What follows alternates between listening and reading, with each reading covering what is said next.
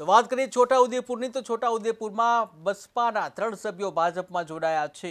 ત્યારે અગાઉ સપાના 6 અને 3 અપક્ષો ભાજપમાં જોડાયા હતા। ત્યારે પાલિકાના કુલ 28 પૈકી ભાજપના 20 સભ્યો થયા છે। આજે 3 વાગે ભાજપ દ્વારા બોર્ડ બનાવવામાં આવશે। ત્યારે સ્થાનિક સ્વરાજ્યની ચૂંટણી પૂર્ણ થઈ ત્યારબાદ પ્રમુખ અને ઉપપ્રમુખ સહિતની આખી ટીમ માટે પાર્લામેન્ટરી બોર્ડની બેઠક મળી હતી। ત્યારે ઘણી જગ્યાએ સપા અને બસપાના ઉમેદવારો મહત્વના સાબિત થયા હતા।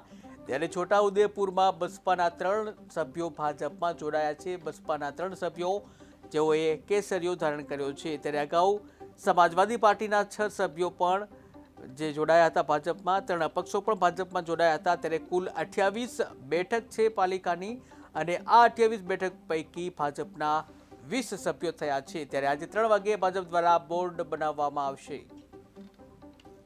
મોદી સાહેબની વિકાસની રાજનીતિને સમર્થન આપવા માટે અન્ય પક્ષના ચૂંટાયેલા પ્રતિનિધિઓ જ્યારે છોટાઉદેપુર નગરપાલિકામાં ભારતીય જનતા પાર્ટીમાં જોડાયા છે, ત્યારે આ સૌ ચૂંટાયેલા પ્રતિનિધિઓનું ભારતીય જનતા પાર્ટી છોટાઉદેપુર નગર તરફથી હૃદયપૂર્વક સ્વાગત કરું છું।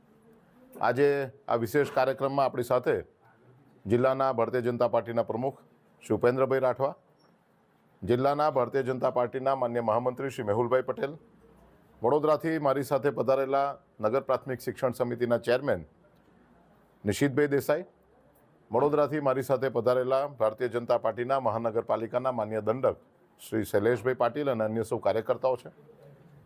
આપણે જોયું હશે કે 2014થી જ્યારથી માન્ય પ્રધાનમંત્રી તરીકે, પ્રધાન સેવક તરીકે મોદી સાહેબે કામની શરૂઆત કરી ત્યારથી અન્ય પક્ષના લોકો એમની કામથી પ્રભાવિત થઈને ભારતીય જનતા પાર્ટીમાં જોડાયા છે। છોટાઉદેપુર નગરપાલિકાની સામાન્ય ચૂંટણીમાં ભારતીય જનતા પાર્ટી સૌથી મોટા પક્ષ તરીકે ઉભરી આવી છે।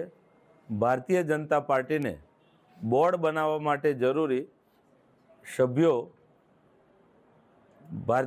બહુજન સમાજ પાર્ટીમાંથી આજે રાજીનામા આપીને 3 સભ્યો ભારતીય જનતા પાર્ટી જોઈન કરવા જઈ રહ્યા છે। ત્યારે આ તબક્કે પ્રદેશ ભારતીય જનતા પાર્ટી તરફથી વડોદરા શહેરના ભારતીય જનતા પાર્ટીના અધ્યક્ષ આદરણીય વિજયભાઈ, જિલ્લા ભાજપ મહામંત્રી મેહુલભાઈ, સૌ પત્રકાર મિત્રો અને ભારતીય જનતા પાર્ટી જોઈન કરનાર સૌ નગરપાલિકાના નગરસેવકોનું સ્વાગત કરું છું અને ભારતીય જનતા પાર્ટી છોટાઉદેપુર નગરપાલિકામાં ભાજપનું બોર્ડ સ્પષ્ટ બહુમતી સાથે બનાવશે એવો વિશ્વાસ વ્યક્ત કરું છું।